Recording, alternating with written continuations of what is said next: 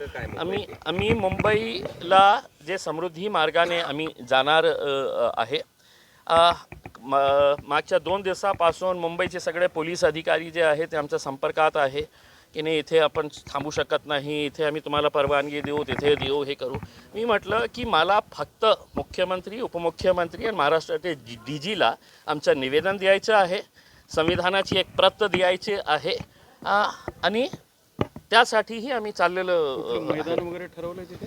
आता काय आहे की काल दुपारपर्यंत पोलिसांनी मला सांगितलं की नाही तुम्ही इथपर्यंत जाऊ शकत नाही, तिथपर्यंत जाऊ शकत नाही, हे मैदानवर तुम्ही.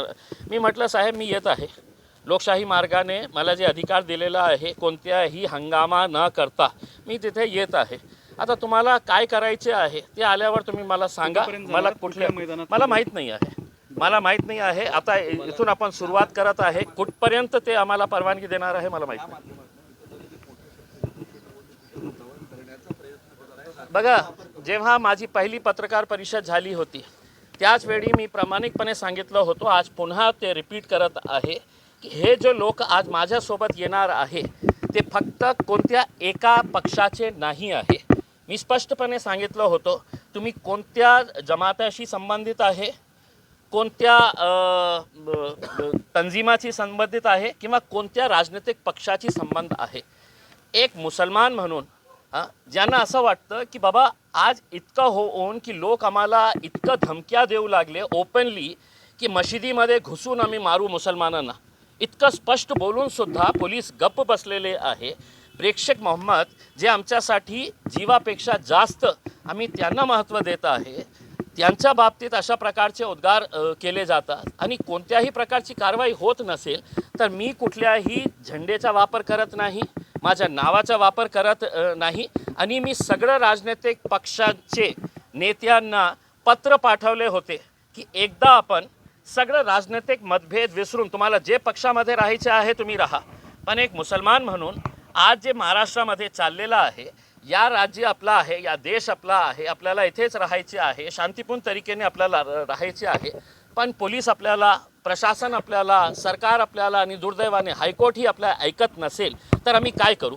म्हणून आम्ही मुंबईचं जनजीवन विस्कळीत होईल मला माहीत नाही साहेब, मला माहीत नाही आहे. अनेक असे आंदोलनं झालेले आहे, अनेक असे मोर्चे मुंबईमध्ये निघालेले आहे.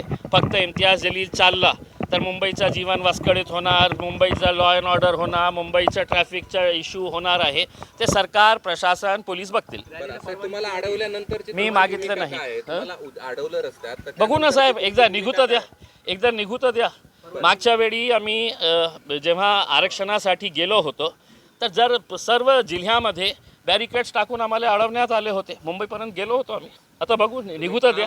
मुख्यमंत्र्यांना आणि यांना प्रत देण्यासाठी ते DGंना याच्यासाठी चाललो साहेब. मुंबई बघितलेलं आहे अनेक वेळा, इंडिया गेट बघितलेलं आहे कशा आहे, मुंबई कशी आहे बघितलेलं आहे, समंदर बघितलेलं आहे. आता यांना बघण्यासाठी आम्ही चाललेलो आहे. एखादं शिष्टमंडळ आलं तर तुम्ही त्यांना भेटणार आहात का आणि तिथून काही लोक त्याच्यासाठीच आम्ही चाललो साहेब. आता या सरकारवर आहे, त्यांनी बघा की किती लोकांचा रोष आहे, किती लोकांना असं वाटतं की नाही हे सरकार जे आहे, हे पोलीस जे आहे, हे प्रशासन जे आहे ते बरोबर काम करत नाही आहे. आणि फक्त मी मुस्लिमांच्या बाबतीत बोलत नाही, अनेक असे सेन्सिबल जे सेक्युलर नॉन मुस्लिम्स आहे तेही आमचं समर्थन करत आहेत, कारण त्यांनाही अशा प्रकारचा भेदभाव जे जाणून बुजून करण्यात येत आहे ते कोणालाही पाहिजे नाही.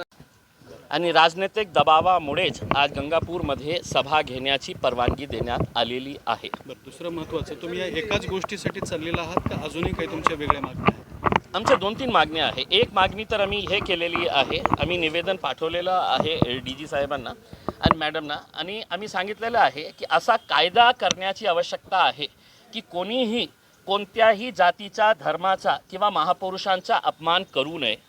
हे महाराष्ट्रामध्ये वारंवार सुरू आहे अशा प्रकारचं हे, तर त्याच्यासाठी एक कायदा करण्याची आवश्यकता आहे, ते केंद्र पातळीवर सुद्धा आणि राज्य पातळीवर सुद्धा. दुसरं म्हणजे हे जे चाललेलं आहे ते नितेश राणे ज्या प्रकारचे वक्तव्य करत आहे आणि अनेक त्यांचे असे लोक आहे ज्यांना सोडण्यात आलेले आहे की तुम्हाला जे बोलायचे आहे, जे बकबक करायचे आहे तुम्ही करा, आम्ही तुम्हाला हात लावणार नाही. मग त्यांचा कायदा वेगळा आहे का आणि माझ्यासाठी कायदा वेगळा आहे का, हे प्रश्न त्यांना विचारण्यासाठी गेलेला आहे.